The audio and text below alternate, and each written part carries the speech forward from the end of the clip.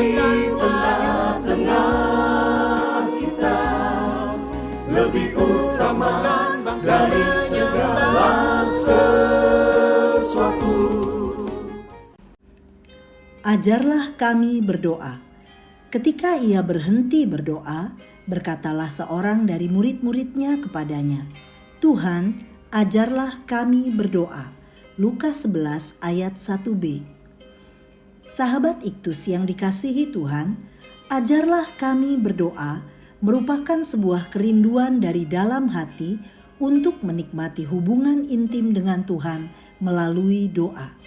Kepada siapa seorang harus belajar agar mengalami hakikat doa yang sesungguhnya? Tentu hanya dengan belajar dari Yesus, karena ia adalah teladan sempurna bagaimana seorang membangun relasi dengan Bapa.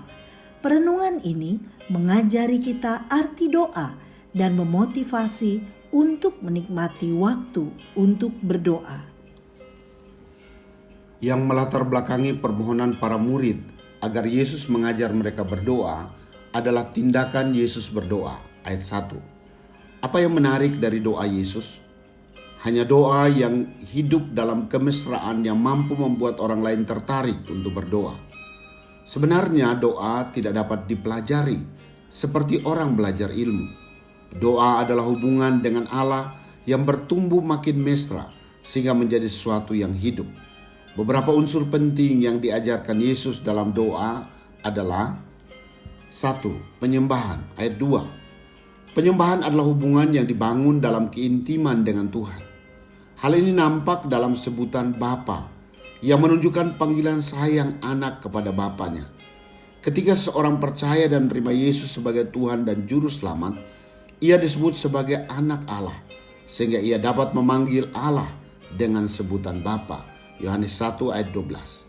Sedangkan dikuduskanlah namamu merupakan penghormatan kepada Allah yang kudus dengan komitmen untuk hidup dalam kekudusan. Dalam penyembahan ada pengenalan akan Allah dan kehendaknya. Datanglah kerajaanmu merupakan pengharapan tertinggi akan adanya pemerintahan Allah di mana Yesus Kristus Tuhan akan memerintah sebagai Raja. Ini adalah pengharapan mesianis bahwa Yesus Kristus akan menerima penghormatan tertinggi dari segala suku dan kaum dan bahasa. Penyembahan yang benar diwarnai dengan gairah misi demi penyelamatan dunia ini. 2. Permohonan, ayat 3. Berikanlah kami setiap hari. Bahasa Yunani yang dipakai singkat dan jelas.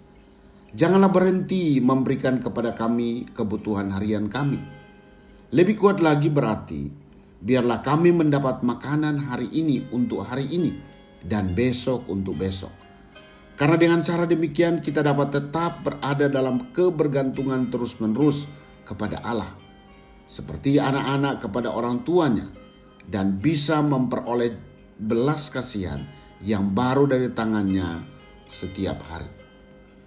Pengertian lain dari ungkapan setiap hari yang dapat diartikan dari kata eupiosios yang mengandung arti makanan yang kita perlukan. Bahwa dalam doa untuk meminta berkat-berkat yang sifatnya sementara, kita harus membatasi keinginan kita yang secukupnya. Ya, meminta yang secukupnya saja. Jadi yang dapat dipelajari dalam bagian ini adalah kebergantungan pada Allah setiap hari dan menantikan berkat yang secukupnya. 3. Pengakuan dosa, ayat 4. Dosa adalah pelanggaran terhadap perintah Allah dan berakibat putusnya relasi dengan Allah. Dosa menjadi penghalang doa, dan hanya pengakuan dosa yang dapat meningkatkan kualitas doa kita menjadi doa yang efektif atau memberi dampak dalam kekekalan.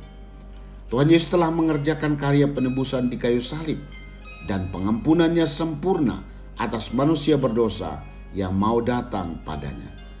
Seorang yang telah menerima pengampunan dari Tuhan seharusnya pun hidup dalam komitmen untuk mengampuni.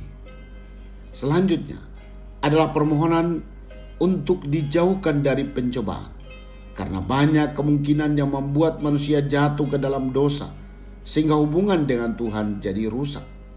Yesus memahami bahwa murid-muridnya selama hidup di dunia ini akan mengalami segala macam pencobaan, masalah, dan mara bahaya yang selain membahayakan hidupnya juga dapat menggoyahkan imannya. Itulah sebabnya perlu memiliki kepekaan terhadap pimpinan Tuhan melewati pencobaan.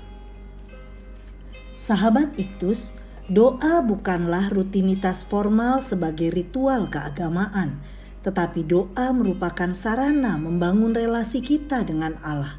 Semakin sering kita berdoa, maka keintiman dengan Allah akan semakin terbangun.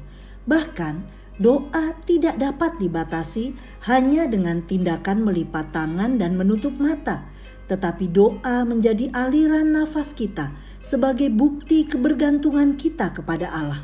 Di dalam doalah kita menaikkan penyembahan kepada Allah di dalam Yesus Kristus. Dalam doa saya mengangkat hati dan memberi penghormatan tertinggi kepada Yesus untuk kasih dan karyanya yang ajaib menyelamatkan saya. Yesuslah satu-satunya tempat untuk saya bergantung atas kecukupan hidup setiap hari. Karena Ia bukan hanya mencukupkan kebutuhan jasmani saya, tetapi juga secara rohani. Dia mengampuni dan menguduskan saya. Saya bersyukur atas pimpinan Tuhan menuntun saya melewati berbagai pencobaan dan mengarahkan saya hidup untuk senantiasa memuliakannya. Sahabat Iktus yang dikasihi Tuhan, apakah saya sudah menjadi anak Allah sehingga saya dapat menyapa Allah dengan sebutan Bapa?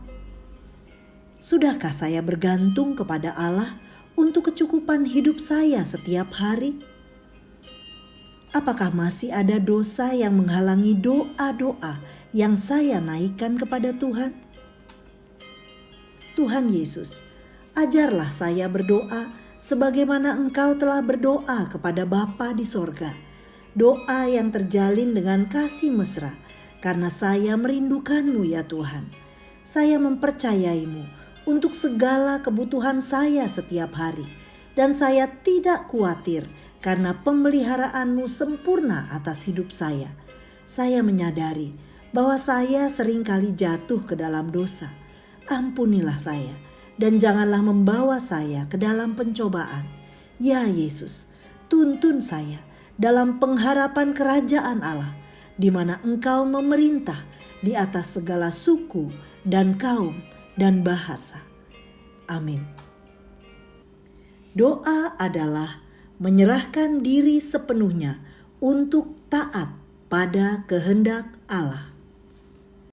Kristus ada di tengah-tengah kita, lebih utama dari segala sesuatu. Kristuslah yang harus ku beritakan hingga datangmu Kristus.